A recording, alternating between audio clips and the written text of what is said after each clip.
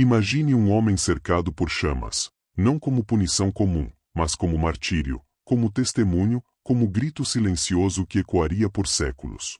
Imagine que esse homem, naquele instante de agonia, ainda cantava, ainda orava, ainda sorria para o céu. Esse homem existiu, seu nome era Jan Hus, e o que ele fez mudou para sempre o curso do cristianismo. Antes de mergulharmos nessa história extraordinária, eu quero te fazer um convite. Se você aprecia esse tipo de conteúdo, que vai fundo na teologia, na história e nos grandes personagens da fé cristã, se inscreva agora mesmo no canal Debate Teológico. Clica no sininho para não perder nenhum episódio. E se este vídeo te impactar, e tenho certeza de que vai, deixa o seu like. Isso ajuda imensamente a levar esse conteúdo a mais pessoas que também precisam conhecer essas histórias. Compartilhe com alguém que você sabe que vai amar esse tipo de debate. Vamos juntos? Agora, vamos à história de Jan Hus.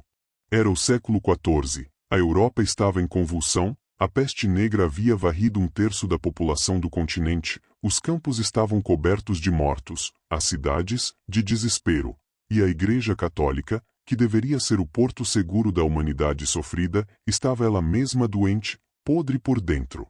O papado estava dividido. Em determinado momento da história havia 3 papas ao mesmo tempo, cada um se declarando o legítimo vigário de Cristo, cada um excomungando os outros 2, os bispos compravam seus cargos, os padres vendiam indulgências como se fossem bilhetes de loteria para o céu, o monasticismo havia se corrompido em muitas regiões, e o clero vivia com mais fausto do que a própria nobreza. Era nesse cenário de caos moral e espiritual que nasceu, por volta de 1369, numa pequena aldeia da Boêmia chamada Usinek, uma criança que um dia sacudiria o mundo. Jan Hus.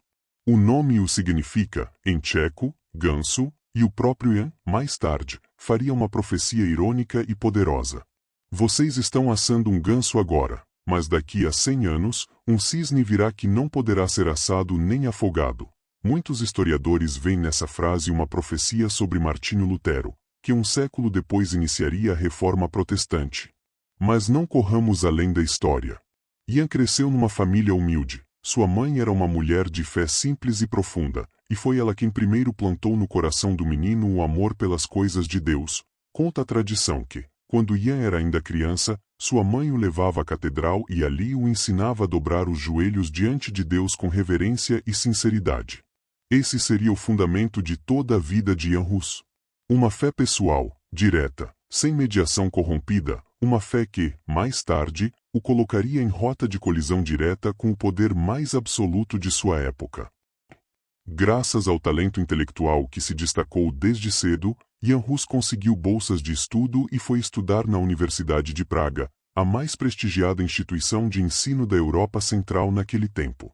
Praga, naquele século, era uma cidade fervilhante de ideias, era a capital do Sacro Império Romano Germânico, sede de uma universidade fundada pelo imperador Carlos IV, e um caldeirão de tensões políticas, étnicas e religiosas. Os tchecos lutavam por espaço cultural contra a dominância alemã dentro das instituições, e a própria igreja local vivia disputas internas acirradas. Jan mergulhou nos estudos com uma voracidade impressionante, formou-se em artes, depois em teologia, tornou-se bacharel em teologia em 1394, e finalmente mestre em 1396, em 1401, foi ordenado padre, em 1402, assumiu a posição de reitor da Universidade de Praga, e também nesse mesmo ano, tornou-se pregador na famosa Capela de Belém, em Praga. A Capela de Belém era diferente de todas as outras igrejas da cidade. Ela foi construída especificamente para que as pregações fossem feitas em tcheco, a língua do povo, e não em latim, a língua dos eruditos. Isso pode parecer simples para nós hoje, mas naquele tempo era uma revolução. O povo comum podia finalmente ouvir, entender e responder à palavra de Deus em seu próprio idioma. E quando Jan Hus subia ao púlpito, algo extraordinário acontecia. Ele não pregava com a arrogância dos escolásticos, não falava em abstrações filosóficas, ele falava ao coração, ele usava histórias, ele usava a Bíblia, ele apontava para os pecados da igreja com uma clareza cirúrgica que ninguém tinha tido coragem de demonstrar publicamente antes. A multidão o amava. Às vezes, Mais de 3.000 pessoas lotavam a capela e os arredores para ouvir Yan falar. Nobres, artesãos, mercadores, camponeses, todos vinham, todos queriam ouvir aquele padre que tinha coragem de dizer o que todo mundo pensava, mas ninguém ousava falar em voz alta. Nesse período de formação intelectual e espiritual, Jan Hus foi profundamente influenciado pelos escritos de um teólogo inglês que havia morrido algumas décadas antes, John Wycliffe. Wycliffe era um acadêmico de Oxford que havia se atrevido a questionar a autoridade papal com argumentos bíblicos e filosóficos. Ele traduziu a Bíblia para o inglês, defendeu que a Escritura devia ser a autoridade suprema da fé cristã, e atacou a corrupção clerical com uma ferocidade sem precedentes. A Igreja havia condenado Wycliffe como herético, mas seus escritos viajaram, chegaram à Boêmia, chegaram às mãos de Jan Hus. Para Jan, ler Wycliffe foi como encontrar um espelho. Aqui estava alguém que havia sistematizado, com rigor teológico, aquilo que ele mesmo já sentia em seu coração, que a Igreja havia se desviado de Cristo, que o papado havia se tornado um instrumento de poder humano e não de graça divina, que a Bíblia e não a tradição corrompida dos homens devia ser o norte da vida cristã. E incorporou muitas dessas ideias em suas pregações, não copiou servilmente, adaptou, aprofundou, aplicou ao contexto boêmio, mas a conexão estava estabelecida, e isso, mais tarde, seria usado como evidência de heresia contra ele. À medida que a fama de Jan crescia em Praga, crescia também a resistência contra ele. O arcebispo de Praga, inicialmente, apoiou Jan, mas sob pressão papal, começou a se voltar contra ele. Em 1408, o arcebispo proibiu Jan de pregar. Jan desobedeceu, não por arrogância, mas porque considerava que sua obrigação diante de Deus era maior do que sua submissão a uma ordem humana que ele via como injusta. Em 1410, o arcebispo foi mais longe, ordenou que todos os livros de Wycliffe fossem queimados, centenas de volumes preciosos foram atirados às chamas. Jan protestou publicamente, com coragem e eloquência, o que enfureceu ainda mais os seus adversários. Em 1411, o Papa João XXIII, que ironicamente era ele próprio um dos 3 papas em disputa e um homem de reputação absolutamente duvidosa, lançou uma bula papal convocando uma cruzada, para financiá-la, autorizou a venda de indulgências nas terras boêmias. Foi a gota d'água para Jan Hus. Ele subiu ao púlpito e denunciou as indulgências como heresia e como roubo espiritual. Escreveu tratados, mobilizou estudantes, a cidade de Praga entrou em tumulto. O Papa respondeu com excomunhão. Jan Hus foi excomungado, e para que a penalidade não recaísse sobre o povo de Praga, ele tomou uma decisão dolorosa, deixou a cidade, foi para o interior da Boêmia, pregando nas aldeias e campos, e foi nesse exílio forçado que ele escreveu sua obra mais importante, De Ecclesia, que significa, em português, sobre a Igreja. Em De Ecclesia, Jan argumentava que a verdadeira Igreja não era a instituição hierárquica liderada pelo Papa, mas o conjunto dos eleitos por Deus, aqueles que viviam segundo as Escrituras. Ele distinguia a Igreja visível, composta por membros misturados entre fiéis e hipócritas, da Igreja invisível, conhecida apenas por Deus, e argumentava que um Papa que não vivia segundo as Escrituras não devia ser obedecido, pois a obediência a Cristo era superior à obediência a qualquer homem. Essas eram palavras explosivas. No século XV, eram palavras que podiam matar. Em 1414, foi convocado o Concílio de Constança, um dos maiores eventos da história da Igreja medieval. Seu objetivo era triplo: acabar com o cisma papal, reformar a Igreja e combater as heresias. Jan Hus foi convocado a comparecer perante o concílio para defender suas posições. Era um convite perigoso. Seus amigos e apoiadores suplicaram que ele não fosse. A excomunhão pairava sobre sua cabeça. Ele estava indo voluntariamente à gaiola do leão.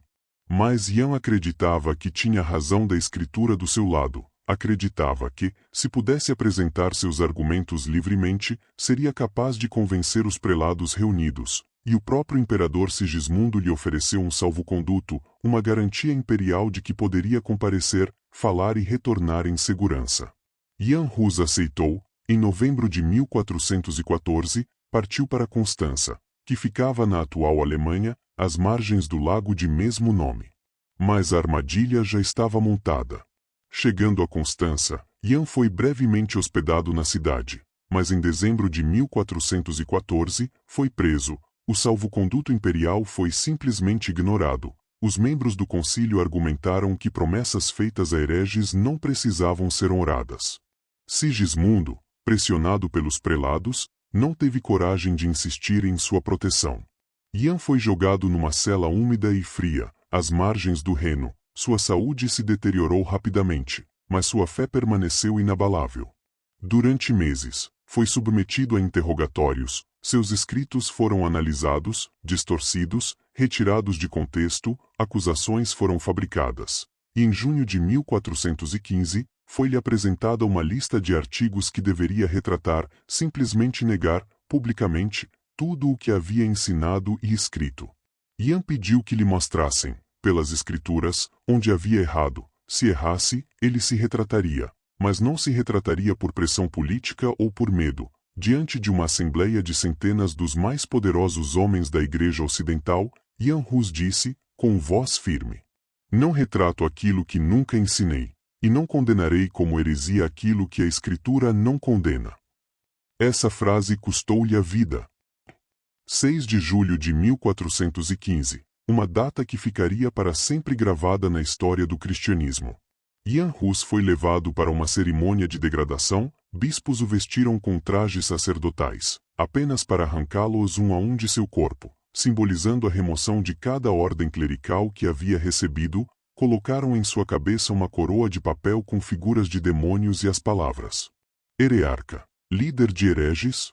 Jan olhou para aquela coroa e disse, em voz audível: "Meu Senhor Jesus Cristo carregou uma coroa de espinhos por mim, por que eu recusaria carregar essa coroa de papel por ele?" Foi conduzido a pé pelas ruas de Constança até o local da execução. Ao longo do caminho, viu seus próprios livros sendo atirados às chamas, e sorriu. Na fogueira, foi-lhe dada uma última chance de retratar-se. Mais uma vez, recusou, então foi amarrado a uma estaca de madeira com correntes. A lenha foi empilhada ao redor dele até a altura dos ombros. Antes que as chamas fossem acesas, o executor da sentença se aproximou e sussurrou uma última vez: "Retraia-se, ainda há tempo." Jan Hus respondeu: "Deus é minha testemunha de que nunca ensinei aquilo de que fui acusado. Na verdade de que preguei e escrevi, morro hoje com alegria." E começou a cantar, enquanto as chamas subiam, seus lábios ainda se moviam em oração. Testemunhas relataram que o último som audível de sua boca foram as palavras: "Jesus, Filho do Deus vivo, tem misericórdia de mim." As cinzas de Jan Hus foram jogadas no Reno para que seus seguidores não tivessem nenhuma relíquia. Seus algozes acreditavam que estavam apagando seu legado para sempre. Estavam profundamente enganados.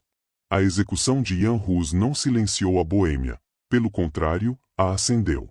Nas semanas seguintes, 452 nobres boêmios assinaram uma carta de protesto ao Concílio de Constança, chamando a morte de Jan de assassinato. A Boêmia inteira entrou em convulsão. Surgiu um movimento chamado o Cismo, seguidores de Jan que se recusavam a abandonar seus ensinamentos. Esse movimento se dividiu em alas. Os utraquistas, mais moderados, pediam principalmente que o povo pudesse receber a comunhão tanto com o pão quanto com o cálice, o vinho, uma prática que a Igreja havia reservado apenas ao clero. Para eles, o cálice era o símbolo central de sua identidade. Os taboritas eram mais radicais, rejeitavam boa parte da liturgia católica, pregavam um retorno estrito às Escrituras, e eventualmente chegaram ao ponto de pegar em armas. Eclodiu aquilo que ficou conhecido como as Guerras Hussitas, décadas de conflito violento na Boêmia, onde exércitos mobilizados por convicção religiosa derrotaram repetidamente cruzadas enviadas pelo Papa e pelo Imperador. Foi uma das primeiras guerras em que forças populares, unidas pela fé, venceram o poderio militar organizado da Europa feudal. A Boêmia permaneceu irrequieta por quase 2 séculos, e quando Martinho Lutero afixou suas 95 teses na Alemanha em 1517, ele mesmo reconheceu sua dívida espiritual com Jan Hus. "Somos todos hussitas sem sabê-lo", escreveu Lutero. A profecia do ganso havia se cumprido, o cisne tinha cantado. Mas o que exatamente Jan Hus ensinou? O que havia de tão ameaçador em suas palavras que justificou, aos olhos de seus contemporâneos, tamanha brutalidade? O primeiro e mais fundamental ensinamento de Ian era a autoridade da Escritura acima da tradição eclesiástica. Para ele, se a Bíblia e a Igreja contradiziam-se, a Bíblia prevalecia. Isso parece óbvio para ouvidos protestantes hoje, mas no século XV era uma bomba. Significava que o Papa, cuja autoridade era baseada na tradição, podia estar errado. O segundo ensinamento era sobre a natureza da Igreja.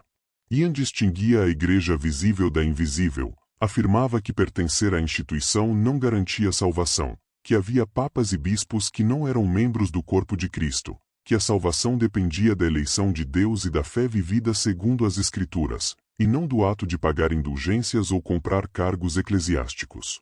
O terceiro ensinamento era sobre a moral do clero. Para Ian, um clérigo que vivia em pecado mortal perdia sua autoridade espiritual. Isso era devastador para uma hierarquia eclesiástica profundamente corrompida. Se o Papa que vende indulgências está em pecado grave, então sua autoridade é nula. Se o bispo que comprou seu cargo está em pecado, então seus sacramentos são questionáveis. Ian parou antes de Lutero no que diz respeito à doutrina da justificação. Ele não chegou à formulação clara da salvação somente pela fé que definiria a reforma, mas apontou para o mesmo problema que Lutero identificaria com mais precisão 100 anos depois, uma igreja que havia substituído a graça de Deus pelo poder institucional dos homens. Nesse sentido, Ian Hus é com razão chamado de pré-reformador, alguém que preparou o terreno, plantou as sementes e pagou com a própria vida por uma colheita que outros recolheriam. Mas o que a história de Ian Hus tem a dizer para nós hoje? Em primeiro lugar, ela nos lembra que a fidelidade à palavra de Deus tem um custo. Ian sabia que estava arriscando tudo, mas ele entendia que existem convicções maiores do que a sobrevivência física, que a integridade da mensagem do Evangelho vale mais do que a aprovação dos poderosos. Em segundo lugar, ela nos ensina sobre a coragem de questionar. Ian não era um revolucionário por temperamento, era um acadêmico, um pastor, um homem de oração. Mas quando viu a instituição que amava trair os valores que ela deveria defender, ele falou: isso custa, sempre custou. E a história nos mostra que os que falam, mesmo que sejam calados temporariamente, sempre terminam por ser ouvidos. Em terceiro lugar, ela nos confronta com a pergunta: e nós?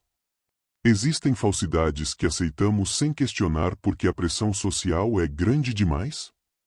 Existem verdades que silenciamos porque o preço da honestidade é alto demais?